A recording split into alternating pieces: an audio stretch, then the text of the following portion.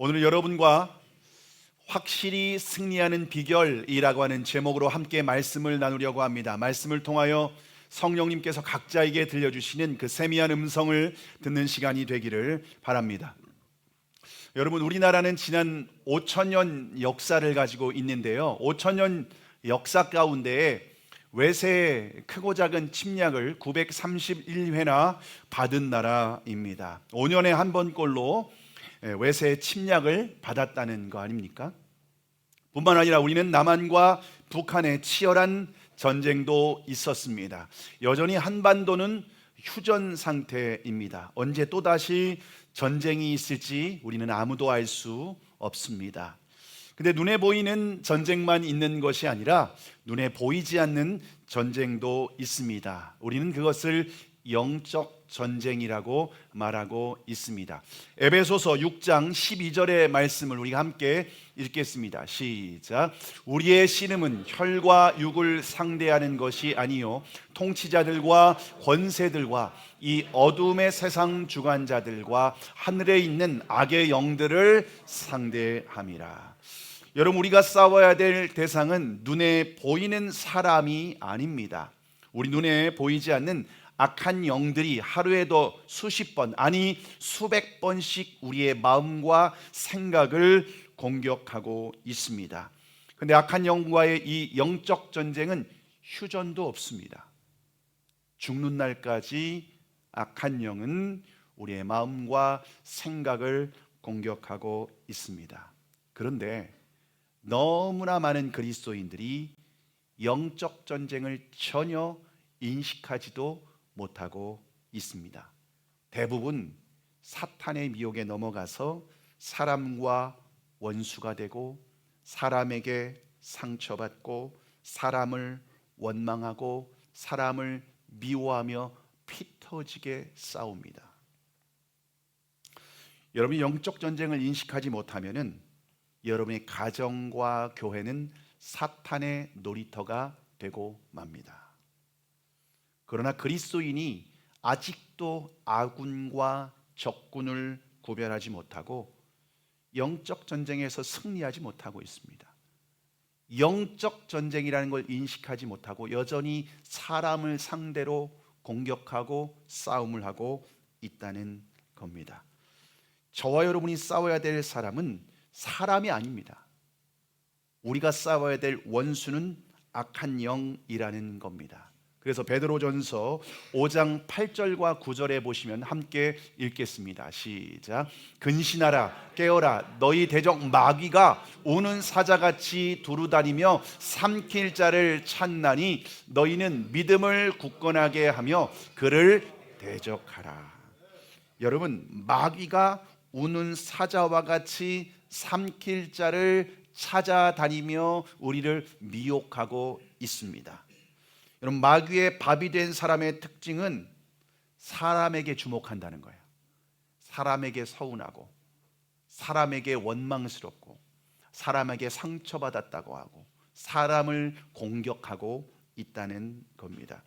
여러분, 영적 전쟁에서 얼마나 깨어서 인식하고 살아가고 계십니까? 지난 주간에 얼마나 사탄에게 미혹되어 사람을 미워하며 피 터지게 싸우셨습니까? 여러분, 우리가 하나님께서 우리에게 영원한 생명과 풍성한 삶을 주시고 약속하셨는데 우리가 영적 전쟁에서 승리하지 못하면 절대로 풍성한 삶을 누릴 수 없습니다. 그리스도인이 풍성한 삶을 누리기 위해서는 반드시 영적 전쟁에서 승리해야만 합니다. 만약 영적 전쟁에서 승리하지 못하면 풍성한 삶을 누리기는커녕 마귀의 노예가 될 수밖에 없습니다.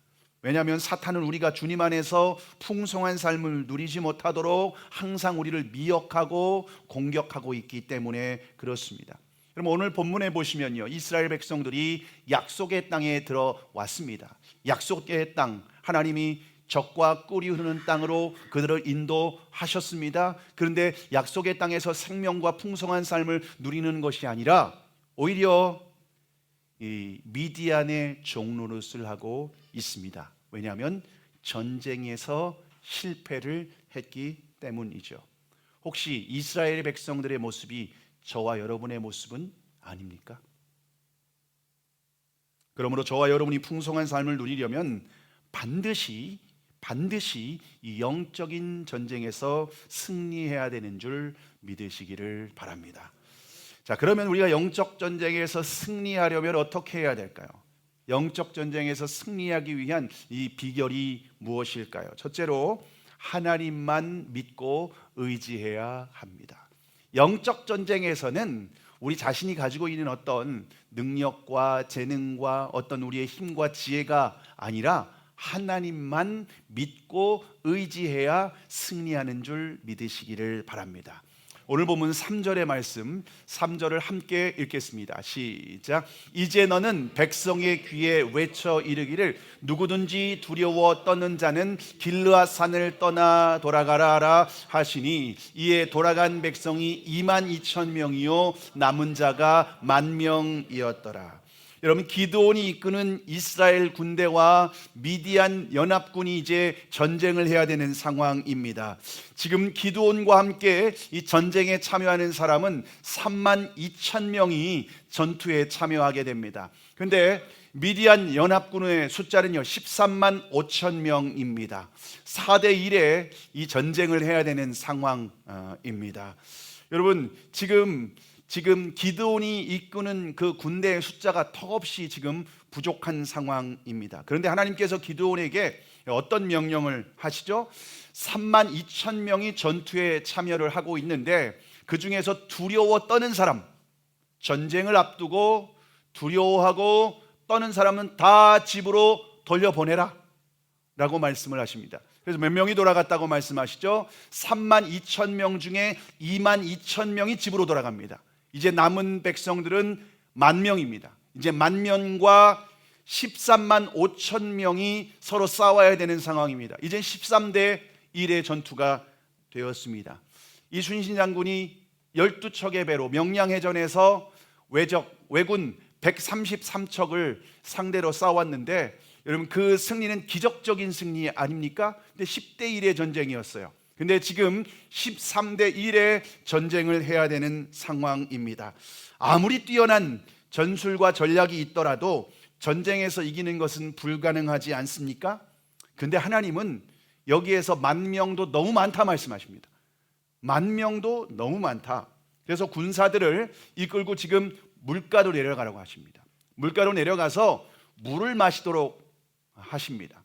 물을 마시는 사람들이 두 무리로 나누어지게 됩니다. 한 무리는 이렇게 바닥에 딱 엎드려서 개처럼 혀로 핥아서 물을 마시는 사람들이 있는가 하면은 무릎을 꿇고 손에 물을 떠서 손으로 물을 마시는 사람, 두 무리로 나누어지게 됩니다.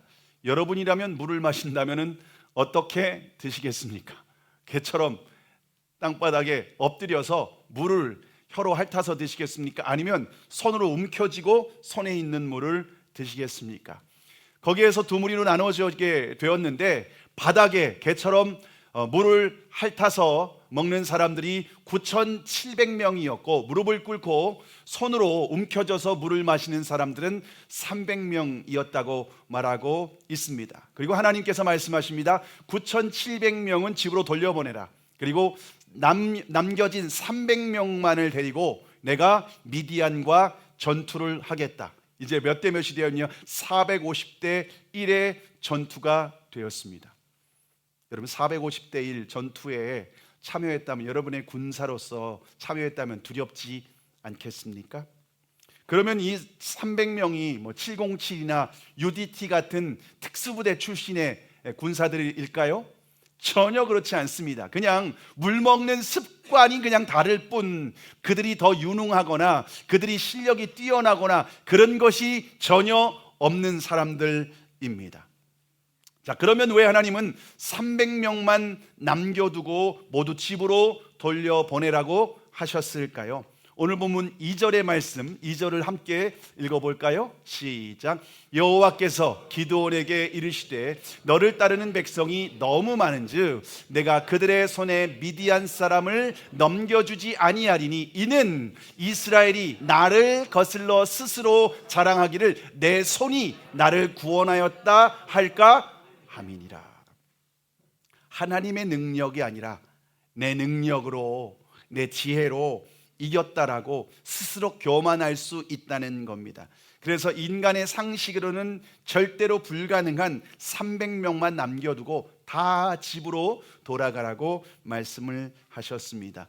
450대 1을 전쟁을 해야 되는 상황입니다. 인간적인 힘과 능력으로는 절대로 이겨도 이겼다고 말할 수 없는 상황이 된 거죠. 여러분, 영적 전쟁은 사람의 숫자나 인간의 지혜로 이길 수 있는 전쟁이 결코 아닙니다. 영적 전쟁은 오직 하나님만 믿고 의지해야 승리할 수 있는 줄 믿으시기를 바랍니다. 여러분, 우리의 삶에도 수많은 전쟁이 있습니다. 영적 전쟁이 있습니다. 여러분, 눈에 보일 때에는 우리의 삶에 수많은 문제가 있어요. 근데 그 배후에는 실제로 영적인 전쟁이라는 겁니다. 영적인 전쟁에서 승리해야 우리의 삶 앞에 있는, 우리의 삶에 주어진 이 문제를 우리가 이기고 넘어설 수 있다는 겁니다. 근데 이 영적 전쟁에서는 승리하기 위해서 자신의 역량을 키운다고 승리할 수 있는 게 아닙니다. 책을 많이 읽고 지식을 많이 쌓는다고 이길 수 있는 것도 아닙니다. 스펙이 높다고 해서 이길 수 있는 것도 아닙니다.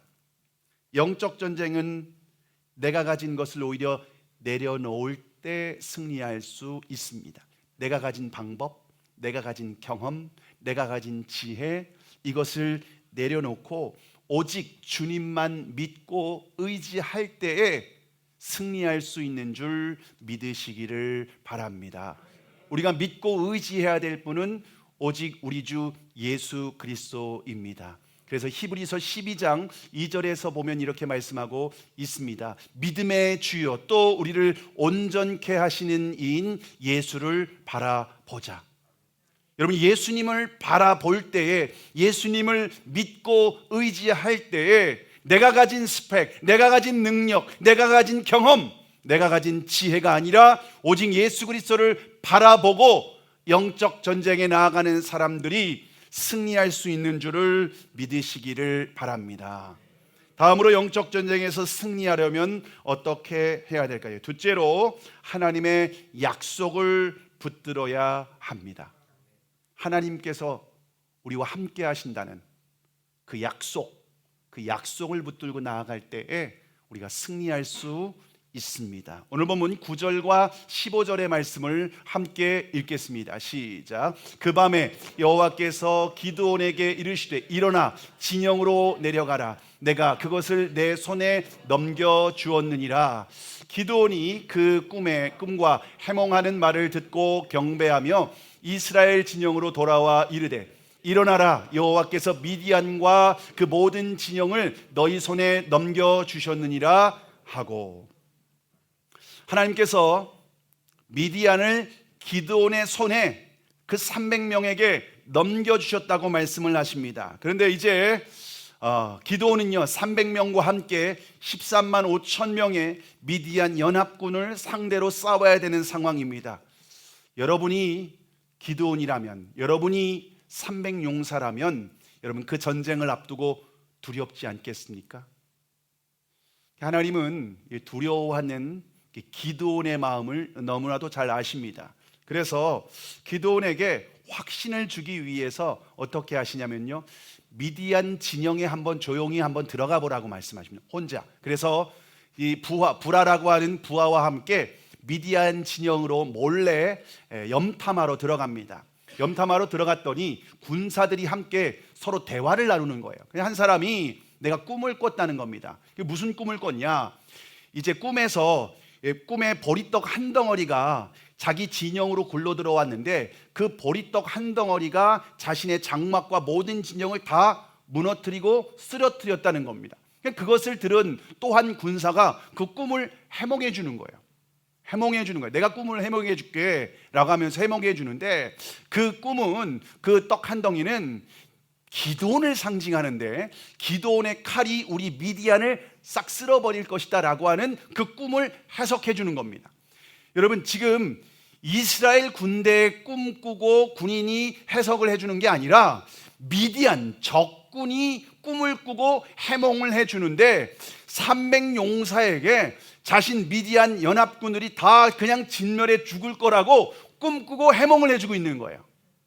지금 기드온이 그걸 가서 듣게 하는 겁니다. 하나님이 너 가서 들어봐라. 그 말을 듣고 나서 기드온이 확신이 생긴 겁니다. 확신이 생겨서 결국에는 전쟁에 나아가게 됩니다. 여러분, 영적 전쟁을 하기 전에 우리가 붙들어야 될 것이 있습니다. 그것은 하나님의 말씀인 줄로 믿습니다. 여러분, 하나님의 말씀을 붙들어야 됩니다. 우리의 마음은요, 수시로 변해요. 내 마음을 딱 다잡겠다라고 해도요, 금방 두려움이 엄습합니다. 여러분, 몸에 어떤 질병이 딱 생기면은요, 이게 암이 아닌가? 이것 때문에 내가 죽을 거 아닌가? 여러분, 우리의 마음에 두려움이 수시로 엄습합니다. 어떤 작은 문제만 하나 딱 생각해 보시기 바랍니다. 우리의 생각은요, 이미 극단적인 것까지 생각하고 있습니다. 우리의 마음과 생각이 그렇다는 거예요.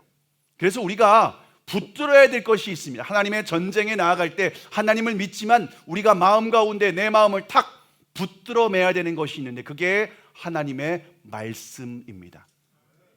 하나님은 말씀으로 이미 우리가 승리했다고 말씀을 하십니다.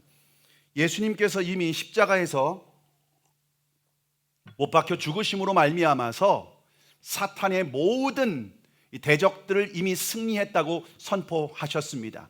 그리고 예수님께서 십자가에서 뭐라고 외치셨습니까? 타탈레스타이, 다 이루었다. 이 말은 이제 승리했다, 이런 의미가 있는 겁니다. 그래서 하나님의 약속을 붙들고 예수 그리스도를 의지하고 우리가 믿음으로 나아가면, 여러분, 우리가 전쟁에서 승리할 수 있는 줄 믿으시기를 바랍니다. 아무리 상대가 강할지라도, 아무리 우리 현실의 문제가 크고 나를 억누르고 짓누르긴다 할지라도, 약속을 붙들고 주님만 의지하며 나아갈 때에 모든 전쟁에서 승리합니다. 그런데 하나님께서 우리가 나아갈 때에 우리가 연약한 걸 아셔요. 그래서 다른 사람의 입술을 통해서, 때로는 목회자의 설교를 통해서 우리에게 확신을 주십니다. 하나님이 이미 승리했으니까 두려워하지 말고 나아가라고. 하나님께서는 다른 사람의 입술을 통해서 우리에게 확신과 믿음을 더해 주시는 줄 믿으시기를 바랍니다. 제가 하나님께서 교회를 개척하라고 하는 사명을 주셨습니다. 여러분, 교회를 개척하는 것은요, 악한 영들과의 영적인 전쟁을 선포하는 것입니다. 왜냐하면 죄와 사단의 종로로 타는 사람들을 복음으로 구원하여 하나님의 군대로 세우는 일이기 때문에 그렇습니다. 주님께서는 제가 교회를 개척할 때에 성령이 이끄시는 교회라고 하는 약속의 말씀도 주셨습니다. 성령님께서 우리 교회를 이끌어 가실 것이고 책임지실 것이기 때문에 걱정하지 마라, 두려워하지 마라 라고 하는 말씀을 주셨습니다. 그런데 막상 교회를 개척했는데 당장 예배를 드릴 장소가 없었습니다. 예배를 드릴 공간이 없다 보니까 저희가 유치원 강당에서 예배를 드리게 되었습니다. 근데 유치원 강당에서 저는 그냥 한 달 정도만 예배하면은 하나님께서 좋은 예배당을 허락하실 줄 기대했습니다. 근데 그 기간이 5개월, 6개월이 지속이 되었습니다. 그러면서 제 마음에 두려움이 있는 거예요. 하나님이 약속을 하셨지만 현실 가운데 당장 예배당도 허락해 주시지 않으니까 두려움이 있는 겁니다. 그럴 때에 한 집사님에게 전화가 왔습니다. 목사님을 위해서 기도하는데 하나님이 이런 마음을 주셔서 전화를 했습니다. 목사님, 개척하는 상황이 어떠십니까? 라고 물었는데, 당장 예배당도 없어서 지금 저희가 유치원 강당에서 예배를 드리고 있습니다 라고 하니까 그분이 이렇게 말씀하시는 거예요. 목사님, 걱정하지 마세요. 하나님이 제가 기도하는데 목사님 더 좋은 곳으로 인도하신다고 하는 그런 응답을 제가 받았습니다. 확신이 있습니다. 정작 저는 두려운데 그분이 하나도 안 두렵다고 하면서 남 일이니까 그런 게 아닌가. 두렵지 않다고 하면서 걱정하지 말라고. 근데 얼마 후에 하나님께서 우리를 이곳으로 인도하시는 것을 경험하게 되었습니다. 근데 이곳으로 인도함 받았는데 또 걱정인 거예요. 월세는 어떻게 내지? 그리고 이 큰 예배당에 어떻게 성도들을 채우지? 그 당시에 12명이, 여러분 이렇게 큰 예배당에 그냥 12명이 앉아서 예배를 드린다고 하면 생각해 보시길 바랍니다. 지금 일부 예배도 그보다는 많습니다. 근데 이곳을 어떻게 채우고, 지금 저희 교회가 있는 위치가 약간 변두리로 빠져 있습니다. 그래서 이곳에 교회가 있다는 것을 알까? 어떻게 사람들이 이곳을 찾아올 수 있을까? 두려움과 걱정이 많았습니다. 그런데 이곳에 교회를 개척하고 난 뒤에 또 한 권사님에게 전화가 온 겁니다. 그래서 그 권사님이 저를 위해서 계속해서 기도하는데, 꼭 저를 위해서 기도하시는 분들이 꼭 하는 말이 이거예요. 목사님을 위해서 기도하면 하나도 걱정이 안 돼요. 본인 일이니까 걱정이 안 되겠죠. 본인 일이 아니니까 걱정이 안 돼요 하시면서 하는 말이, 목사님, 제게 목사님을 위해서 기도하면은 항상 주시는 말씀이 있는데 예레미야 33장 3절의 말씀입니다. 그러면서 너는 내게 부르짖으라, 앞에 구절이 있습니다 원래. 그런데 그 말씀은 안 주시고 이 뒷구절만 주시는 겁니다. 내가 알지 못하는 크고 은밀한 일을 내게 보이리라. 하나님께서 목사님에게 크고 은밀한 일은 이제 보여주실 테니까 걱정하지 마세요 라고 하는 거예요. 여러분, 그런데 놀라운 일은요, 그분이 그렇게 말씀하셨는데 정말 우리 교회는요 전도지를 뿌리거나 전도하지 않았는데 하나님이 계속해서 새가족들을 보내주셨습니다. 코로나 가운데에서도 계속 새가족들을 보내주셔서 정말 여기 들어온 지는 이제 6년이 되었고 개척한 지는 7년이 되었는데 꾸준히 새가족들을 보내주셨어요. 새가족을 꾸준히 보내주셔서 여기까지 성장하게 해주셨습니다. 하나님께서 우리에게 말씀을 주셨습니다. 여러분, 날마다 그 말씀을 읽고 묵상하시기를 바랍니다. 말씀을 붙들지 않으면요, 우리의 마음이 하루에도 수십 번씩 천국과 지옥을 오락가락합니다. 뭔가 상황이 좋으면 천국 같고, 뭔가 상황이 안 좋으면 지옥 같고, 상황과 환경에 휘둘리는 거예요. 그래서 하나님은 우리에게 말씀을 주셨습니다. 영원히 변치 않는 약속의 말씀을 주셨습니다. 이런 그 말씀을 붙들고 나아가는 사람, 그리고 그 말씀을 잘 붙들고 흔들리지 않도록 하나님은 설교자를 통해, 또 수요 묵상 나눔을 통해, 또 목장 모임을 통해 우리에게 그 말씀을 붙들고 흔들리지 말고 두려워하지 말라고 하나님은 계속해서 우리에게 말씀하시고 권면하신 줄을 믿으시기를 바랍니다. 그러므로 저와 여러분이 영적 전쟁에서 승리하려면 약속을 붙들고 여러분 흔들리지 않을 때에 승리하게 되는 줄 믿으시기를 바랍니다. 마지막으로 영적 전쟁에서 승리하려면 어떻게 해야 될까요? 셋째로 하나님의 방법대로 순종해야 됩니다. 여러분, 이것이 제일 중요해요. 한번 따라해 볼까요? 하나님의 방법대로 순종해야 합니다.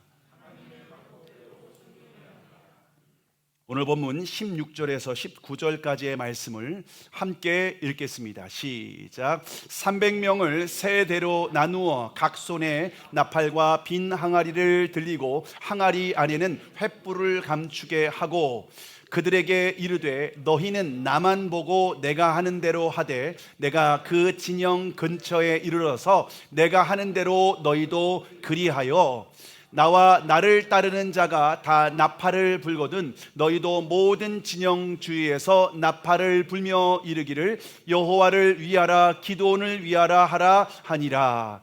기드온과 그와 함께한 100명이 이경초에 진영 근처에 이른즉 바로 파수꾼들을 교대한 때라. 그들이 나팔을 불며 손에 가졌던 항아리를 부수니라.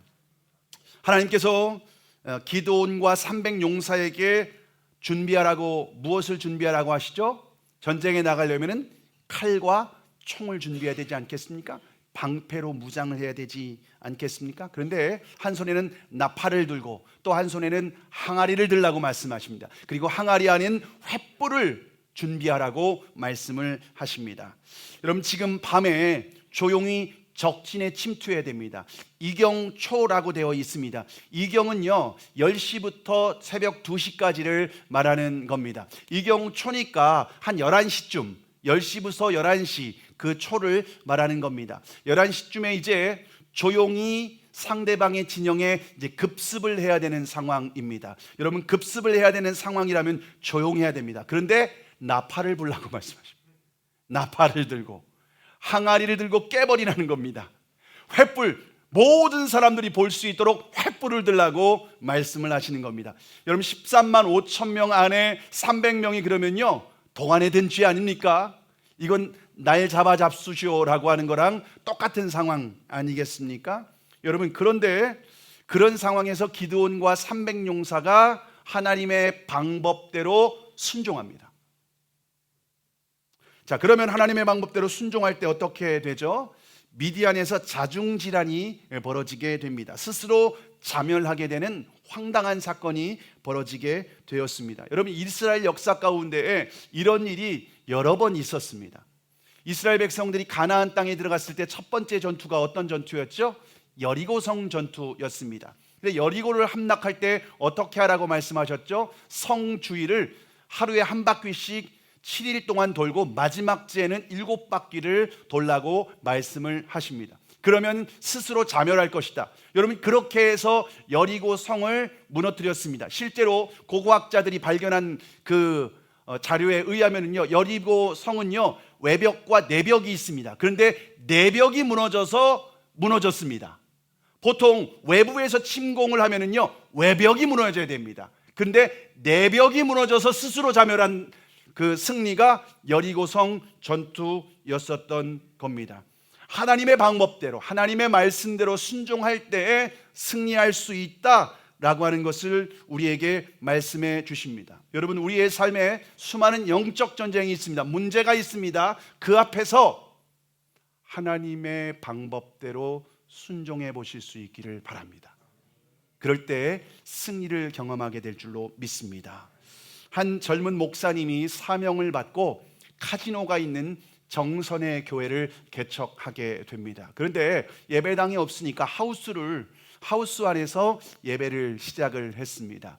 예배를 드리면서 하나님 우리에게 예배당을 주세요. 하나님 예배당을 주세요 라고 기도하는데 어느 날 하나님의 깊은 임재 가운데에서 하나님의 음성을 듣게 됩니다. 하나님이 이렇게 말씀하셨습니다. 내가 너에게 줄 땅은 청룡사다. 가서 주가 쓰시겠다 하라. 여러분 청룡사 벌써 냄새가 나지 않습니까? 뭐 하는 곳 같아요? 청룡사. 예, 청룡사 사진 한번 보여주세요. 예, 절입니다. 기도했는데 하나님이 목사님에게 예배당을 달라 했는데 청룡사를 가라고 말씀을 하셨습니다. 가가지고 주가 쓰시겠다 하라 이렇게 가서 전하라는 겁니다. 여러분이라면 어떻게 하시겠습니까? 기도하는데 하나님 예배당을 주세요.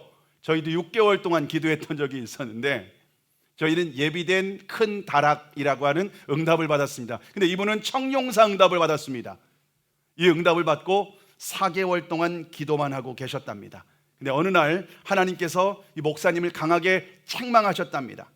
내가 너에게 가장 좋은 전략을 줬는데 왜 순종하지 않냐? 그래서 물었답니다. 아니 전략이 뭐예요? 주가 쓰시겠다 하라 이렇게 전하라고 가서 스님에게. 하나님께 책망받으니까 목사님이 어쩔 수 없어서 그냥 울며 겨자 먹기로 어쩔 수 없이 가서 주지 스님에게 가서 말씀했답니다. 하나님께서 청룡사 절터를 쓰시겠다고 말씀을 하십니다. 네, 여러분 어떤 일이 벌어졌을까요? 목사님이 주지 스님에게 뺨따기를 맞았을까요? 목사님이 젊었을 때 신학교를 다녔다는 겁니다. 그러면서 그 목사님 앞에서 찬양을 부르기 시작하더래요. 박수를 치면서. 그리고 하나님이 쓰시겠다고 하면 드려야죠. 그러면서 그 절터를 내주셨답니다. 그래서 이 사연이 롬파리팔 유튜브에 알려지게 되었고 많은 사람들이 함께 헌금을 해서 얼마 전에 입당 감사 예배를, 땅에 들어갔다고 해서 입당 감사 예배를 드렸습니다. 사진 한번 보여주시죠. 네, 청룡사에 들어간 입당 감사 예배를 드리게 된 사진입니다. 지금 정선에서 벌어지고 있는 일입니다. 여러분, 하나님의 방법은 우리의 생각과 다릅니다. 하나님의 방법이 가장 놀라운 전략인 줄 믿으시기를 바랍니다. 어느 날 전사님이 좀 궁금한 거예요. 그런데 연락은 저희하고는 잘 안 되니까 아버님에게 또 전화를 했는데 아버님이 전화를 받으신 겁니다. 그래서 어떻게 지내냐니까 집에서 지금 무슨 일을 할지를 이렇게 고민하고 있는 중이라고 그런 얘기를 들었습니다. 그런데 갑자기 목사님이 30년 동안 교회를 개척하고 목회를 하고 있는데 목회를 이제 그만둬야 될 것 같습니다. 마음이 낙심이 되고 힘이 빠져서 설교를 하려고 하면은 아무것도 보이지도 않고 머리가 하얘져서 더 이상 사역을 할 수 없을 것 같습니다. 목사님, 제가 목사님에게 상담을 하는 건데 제가 목회를 그만두려고 하는데 어떻게 생각하십니까? 저는 이제 개척을 한 지 몇 년 안 된 목사인데 저에게 그런 얘기를 하니까 너무 당황스러웠죠. 그래서 주님께 기도하면서 이제 목사님하고 통화했는데 갑자기 안식월이라는 단어가 떠올라서 그 목사님에게 목사님 그만두기 전에 먼저 안식월을 가져보시면 어떻겠습니까? 라고 하니까 한 번도 안식월에 대해서는 생각지도 못했다는 겁니다. 그래서 전화를 끊고 교회 이제 장로님들과 상의를 했는데 2달 동안 안식월을 받게 되었다고 하면서 너무너무 감사하다는 겁니다. 그래서 제가 이제 이분을 위해서 기도해야겠다라고 생각해서 기도 시간에 목사님을 위해서 기도를 하고 있는데 하나님께서 저에게 어떤 마음을 주셨냐면 그 목사님을 교회로 초청해서 그분에게 말씀을 전해달라고 하고 그분을 위로하고 우리 교회가 격려해 줬으면 좋겠다라고 하는 마음을 주셨습니다. 또 목사님을 또 모시고 그 목사님을 축복하고 한다라고 하는 것이 쉽지는 않았습니다. 그런데 하나님의 말씀에 순종하고 우리 교회에 특별 헌금을 하자고 해서 정말 수백만 원의 헌금을 저희가 준비해서 목사님에게 드리고 우리 교회 말씀을 전해달라고 했습니다. 근데 그 목사님이 우리 교회를 설교하기 위해서 2주 동안 매일 3시간씩 기도하면서 본인이 회복되셨다는 겁니다. 그리고 우리 교회에서 말씀 전하고 나서 저희가 전해드리는 마음을 받고 나서 굉장히 위로받고 격려가 되었다고 하면서 굉장히 이분이 감동을 받고 돌아가시면서 우리 교회를 위해서 계속해서 기도해 주시겠다고 하는 겁니다. 놀라운 것은요, 그 목사님이 우리 교회를 이렇게 축복하시고 가셨는데 그 뒤로 우리 교회 새가족들이 계속해서 끊이지 않고 오고 있습니다. 새가족들이 계속해서 끊이지 않고 등록을 해서 몇 주 전에요, 출석 성도 100명이 넘어섰습니다. 여러분, 이곳에 입당한 지 이제 6년이 되었는데 하나님께서 놀랍도록 은혜를 부어 주셨습니다. 근데 그 놀라운 은혜 주시는 그 방법에는 제가 목회를 열심히 하고 전도지를 열심히 뿌린 것보다 하나님의 방법대로 순종했답니다. 내가 머리가 이해가 되든 이해가 되지 않든 하나님의 방법대로 순종할 때에 하나님은 항상 기적과 같은 놀라운 역사로 함께 하신 줄 믿으시기를 바랍니다. 여러분, 영적 전쟁에서 승리하려면 하나님의 방법대로 순종해야 됩니다. 여러분, 누군가에게 나에게 상처를 줍니까? 같이 미워하는 게 아니라 용서하고 축복하는 겁니다. 누군가에게 나를 힘들게 합니까? 그를 축복하고 기도하는 거예요. 누군가 나에게 손해를 끼쳤습니까? 오히려 그 사람을 도와주는 것이 하나님의 방법이라는 겁니다. 세상에서는 옳고 그름을 따지죠. 누가 잘못했냐? 네가 잘못하지 않았냐? 여러분, 그러면은요, 결국엔요, 가정과 교회에서 옳고 그름을 따지면은요, 사탄의 놀이터가 되는 겁니다. 주님의 방법대로, 주님의 방법은 십자가입니다. 우리는 하나님과 원수된 사람이었습니다. 근데 하나님은 우리를 구원하시기 위해 어떻게 하셨죠? 외아들 예수님을 십자가에 죽이시고 우리를 구원하셨습니다. 이것이 바로 하나님의 방법이고 이것이 바로 복음입니다. 영적 전쟁에서 승리하는 방법은 선으로 악을 이기는 겁니다. 사탄은 어떻게 하는지 아십니까? 우리의 본성을 부추깁니다. 우리의 옛 사람을, 자아를 건드립니다. 너도 같이 싸워. 너도 같이 미워해. 너도 같이 공격해. 여러분, 그렇게 따라갈 때 사탄에게 노예가 되는 겁니다. 주님의 방법대로 순종하는 겁니다. 용서하고 충복하고. 우리의 대상은 사람이 아니라 어둠의 영, 악한 영들과 영적인 전쟁에서 승리할 때에 우리의 가정 가운데 천국이 임하고, 우리 교회 가운데 하나님의 역사가 있고, 여러분의 삶의 현장 가운데 하나님이 함께 하시는 기적을 경험하게 되는 줄 믿으시기를 바랍니다. 여러분, 영적 전쟁에서 승리해야 우리의 삶에 풍성한 열매를 맺을 수 있습니다. 근데 그리스도인들이 주님의 방법이 아니라 세상의 방법, 자신의 경험, 이것을 따라갈 때 결국 사탄의 종노릇하게 됩니다. 저와 여러분이 보이지 않는 이 영적 전쟁을 인식하고 날마다 내 마음과 생각을 공격하는 이 영적 전쟁의 상황 가운데에서 주님만을 믿고 약속을 붙들고 그 주님의 방법대로 순종하여 승리함으로 하나님께서 주시는 그 생명과 풍성함을 누리는 저와 여러분이 되기를 주님의 이름으로 축복합니다.